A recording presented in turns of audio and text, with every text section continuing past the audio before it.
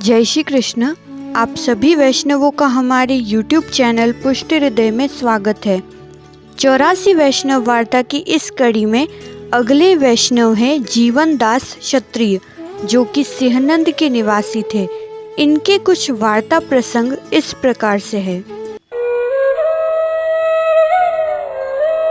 जीवन दास जी लीला में यमुना जी की सखी हैं और इनका नाम ईश्वरी है। जब जीवन दास जी की आयु 18-20 वर्ष की हुई, तब उनके पिता उन्हें लेकर दिल्ली आ गए और वहां पर उनके पिता दलाली का काम करने लगे। परंतु जीवन दास जी अपने पिता की सारी कमाई एक गणिका पर खर्च कर देते थे। जब यह बात उनके पिता को मालूम हुई, तब वे अति क्रोधित हुए और उन्होंने जीवन दास जी को इन कार्यों के लिए मना किया। परंतु जीवन दास जी अपने पिता से छिपकर वहां जाया करते थे। जब पिता को फिर से इस बात का पता चला, तब उन्होंने जीवन दास जी को 2 रुपये दिए और कुछ दिन सिहनंद में जाकर रहने को कहा। जीवन दास जी जब सिहनंद जाने लगे, तब मार्ग में विचार करने लगे कि मैं वहां जाकर क्या करूंगा, वहां तो सभी मुझे पहचानते हैं। तब मार्ग में खड़े हुए विचारते हुए उन्हें 2 घड़ी बीत गई। जब जीवन दास जी मार्ग में खड़े रहकर ये सब विचार कर ही रहे थे, तभी उन्हें एक भवैया का समूह नजर आया। तब जीवन दास जी ने उन्हें रोक कर के पूछा कि आप लोग कौन हैं और कहाँ पर जा रहे हैं। तब उन्होंने अपना परिचय देते हुए कहा कि हम भवैया हैं, पश्चिम से आए हैं और आगरा में जाएंगे। तब जीवन दास जी मन में विचारने लगे कि आगरा तो बहुत बड़ा शहर है और मुझे भी वहाँ जाकर रहना चाहिए, और वैसे भी मैं घर जाकर क्या करूँगा। तब जीवन दास जी भी उन भवैया के साथ आगरा चले गए। आगरा में आकर वे कपड़ों की दलाली का काम करने लगे। उससे जो भी कमाई होती, उसमें से आधी से अपना जीवन निर्वाह करते और आधी कमाई गणिकाओं पर खर्च कर देते थे। इस प्रकार जीवन दास जी आगरा में 3 वर्षों तक रहे। उधर उनके पिता को उनकी कोई खबर नहीं थी, तो उनके पिता ने सोचा कि वह सिहनंद तो पहुंचा नहीं है, लगता है मार्ग में अनहोनी हुई होगी और उसकी देह छूट गई, इसीलिए अब तक नहीं लौटा। एक बार की बात है, आगरा में एक ठग आया। उसने बहुत ही अच्छे वस्त्र पहन रखे थे। जीवन दास जी ने जब उसे देखा, तो उन्हें लगा कि यह कोई भला मनुष्य है और बड़े घर का लगता है, बहुत से कपड़े भी खरीदेगा। तब वह ठग जीवन दास जी के पास आया और बोला कि मुझे और भी अच्छे अच्छे कपड़े चाहिए। तभी जीवन दास जी हाट में गए और उधार पर कपड़े लेकर आए। जीवन दास जी ने सारे कपड़े लाकर उस ठग को दिखाए। तब उस ठग ने बोला कि मैं इसका दाम आपको सवेरे दे दूंगा और जो भी कपड़े मुझे अच्छे लगेंगे उन्हें मैं रख लूँगा। जब रात्रि में जीवन दास जी वहाँ से चले गए, तब वह ठग सारे कपड़े लेकर भाग गया।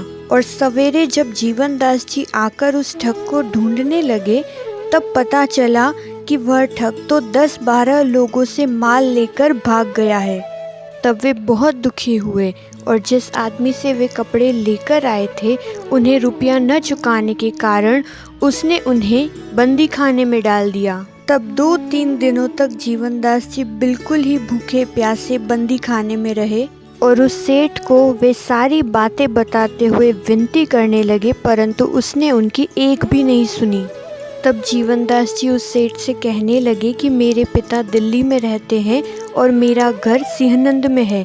आप मुझे कृपा करके आज्ञा दें कि मैं दोनों ही जगहों पर पत्र लिख सकूं और रुपयों का बंदोबस्त कर सकूं, क्योंकि तुम्हारे बंदी खाने में 2-3 दिनों से भूखे प्यासे रहने के कारण मेरी तो देह छूटेगी ही, किंतु उसका दोष तुम्हारे ऊपर आएगा। और मेरे गांव में आचार्य श्री महाप्रभु जी के सेवक रहते हैं और मैंने उन्हें आपस में बात करते हुए सुना था कि जो भी यमुना जी में स्नान करता है उसके सारे दुख चले जाते हैं। तो तुम मुझे भी एक बार यमुना जी में स्नान करने की अनुमति दे दो, हो सकता है मेरे पिता को मेरा पत्र मिलते ही रुपयों का बंदोबस्त हो जाए। तब उस सेठ को जीवन दास जी पर थोड़ी सी दया आई।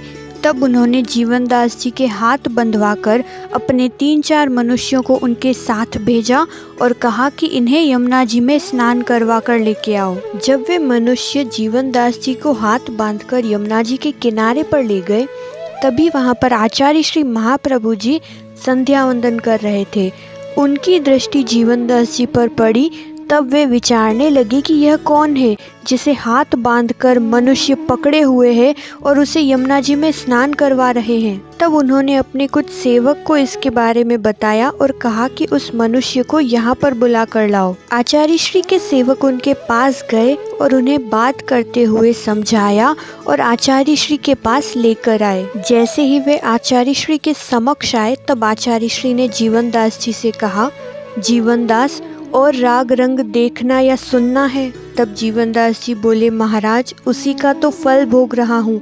पिता ने इतनी बार मुझे मना किया, परंतु मैंने उनकी एक बात भी नहीं सुनी। तभी आचार्य श्री ने कृष्णदास जी से कहा कि मेरे नाम से लिखवा कर इसे रुपए दिलवाओ और इसका सारा कर्जा चुकाकर इसे छुड़ा कर लाओ। तब पास ही बैठे सेवक कहने लगे, महाराज, आप कृष्णदास जी को कष्ट मत दीजिए, इन्हें हम छुड़ा कर लाते हैं। तब आचार्य श्री के सेवक उस सेठ के मनुष्यों के साथ सेठ के पास गए और जीवनदास जी का सारा कर्जा चुकाकर उन्हें छुड़ा कर लाए। जीवनदास जी आचार्य श्री के सन्मुख आकर विनती करने लगे, महाराज, इस लौकिक बंदी खाने से तो आपने मुझे छुड़वा दिया है, अब इस संसार रूपी बंदी खाने से भी मुझे छुड़वा दीजिए। आपकी आज्ञा से मैंने यमुना जी में स्नान किया और मेरे सारे दुख जाते रहे। आप धन्य हैं और आपके सेवक भी धन्य हैं। और सिंहनंद में मैं अपने घर के समीप ही एक वैष्णव के घर गया था। वहीं पर मैंने आपस में बात करते हुए वैष्णवों को सुना कि जो भी यमुना जी में स्नान करता है उसके सभी दुख चले जाते हैं, और मेरे तो एक क्षण के वैष्णवों के संग से भी सारे दुख चले गए। हे कृपा निधान, आप मुझे अपनी शरण में लीजिए, जिससे मेरे बचे हुए भी सारे सांसारिक दुख चले जाएंगे। तब आचार्य श्री की आज्ञा से जीवनदास जी पुनः यमुना जी में स्नान करके आए। आचार्य श्री ने उन्हें ब्रह्म संबंध देकर नाम निवेदन करवाया और आचार्य श्री ने आज्ञा करी कि अब तू हमारे साथ सिंहनंद चल, नहीं तो यहाँ रहेगा और पुनः दुसंग लग जाएगा तो फिर से बिगड़ जाएगा।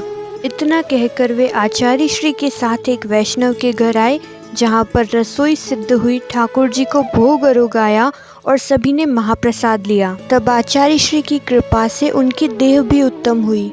आचार्य श्री के साथ जीवनदास जी थानेश्वर आए। तब सिंहनंद के एक वैष्णव को आचार्य श्री ने आज्ञा करी कि तुम जीवनदास के घर जाकर उसके आने की खबर दो। जब जीवनदास जी के पिता को उनके आने की सूचना मिली, तब वे अति प्रसन्न हुए और थानेश्वर आए। वहाँ पर उन्होंने आचार्य श्री को दंडवत प्रणाम किया और जीवनदास जी को देखते ही रोते हुए उन्हें गले से लगाया और पूछने लगे कि तू कहाँ चला गया था, हमें तो लगा कि तेरी देह छूट गई है। तब जीवनदास जी ने सारा वृतांत अपने पिता को सुनाया और कहा कि आप पुनः घर लौटिए और माता, स्त्री और बच्चों को लेकर आइए और आप सभी आचार्य श्री के सेवक बनिए। इन्हीं की कृपा से मैं बंदी खाने से मुक्त हुआ था और सही मार्ग पर आया हूँ। तब जीवनदास जी के पिता प्रसन्न होते हुए सिंहनंद लौटे और पुनः समस्त परिवार जन को साथ लेकर थानेश्वर आए और आचार्य श्री से विनती करने लगे, महाराज, आपके बड़े ही उपकार हैं, हम सब आपकी शरण में आए हैं, कृपया हमें भी नाम निवेदन करवाइए। तब जीवनदास जी आचार्य श्री से विनती करने लगी कि आप सभी को ब्रह्म संबंध दीजिए। तब आचार्य श्री ने कहा, ये ब्रह्म संबंध के अधिकारी नहीं है, इनका तो नाम निवेदन से ही उद्धार होगा। जीवनदास जी आचार्य श्री से बोले, महाराज, अब मेरे लिए क्या आज्ञा है? तब आचार्य श्री ने नवनीत प्रिय जी के प्रसादी वस्त्र जीवनदास जी के माथे सेवा पधराई और कहा कि अब चित्त मन से इनकी सेवा करो। जीवनदास जी आचार्य श्री की आज्ञा से अपने माता पिता और स्त्री सहित सिंहनंद आए और प्रभु की सेवा करने लगे, परंतु उनके माता पिता के मन में था कि आचार्य श्री ने तुम्हें छुड़वाने के लिए रुपए दिए थे और हमें गुरु द्रव्य का ऋण अपने माथे नहीं रखना चाहिए, इसलिए हमारे पास जो भी है उसे ले जाकर बेच दो और जो भी रुपए आए उन्हें आचार्य श्री को दे आओ। सारी वस्तु बेचने से कुछ 110 रुपए आए। तब उनके पिता ने उन्हें कहा कि यह सारा धन आचार्य श्री के चरणों में रखाओ। जीवनदास जी वे सारे रुपए लेकर सिंहनंद आए और आचार्य श्री को प्रणाम किया। आचार्य श्री के सन्मुख सारे रुपए रख दिए। तब आचार्य श्री बोले कि क्या हुआ, किस बात का संकोच है? तब जीवनदास जी बोले, हे महाराज, मैं तो आपके चरणों का दास हूँ और इस संसार रूपी नर्क में मैं पीड़ा भोग रहा था, परंतु आपने मुझे उन सब से मुक्त करवाया और मेरे तो रोम रोम पर आपका उपकार है। मैं तो इस लायक भी नहीं था, परंतु आपने मुझ पर इतनी कृपा करी।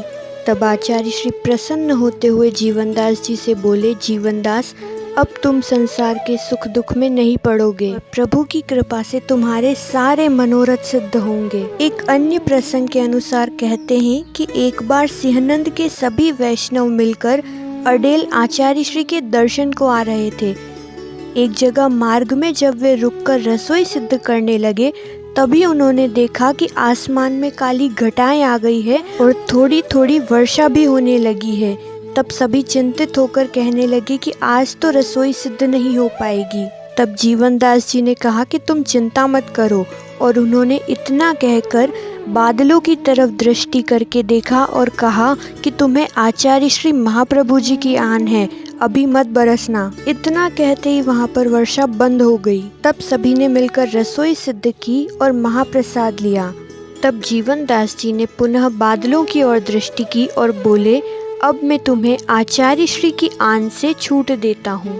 अब जब और जहाँ तुम्हारा मन हो वहाँ जाकर बरसो। इतना कहते ही पुनः वर्षा आने लगी। तब सभी वैष्णव आश्चर्यचकित थे। उन्होंने अडेल पहुंचकर आचार्य श्री को सारा वृत्तांत सुनाया। तब आचार्य श्री ने जीवनदास जी को बुलाकर कहा कि तुमने तो बादलों को मेरी आन दी थी, और यदि वे फिर भी बरसते तो क्या होता। तब जीवनदास जी बोले कि महाराज, ऐसा तो हो ही नहीं सकता। संसार में किस में इतना सामर्थ्य है कि आपकी आन देने के पश्चात वह कुछ कर पाए। तब आचार्य श्री प्रसन्न होते हुए मौन रह गए। जीवनदास जी के वार्ता प्रसंग आपको कैसे लगे हमें कमेंट करके ज़रूर बताइएगा, और यदि आप सभी के पास प्रभु की लीलाओं और पुष्टि मार्ग से संबंधित कोई प्रसंग है तो उन्हें हमारे साथ शेयर कीजिए। जय श्री कृष्ण।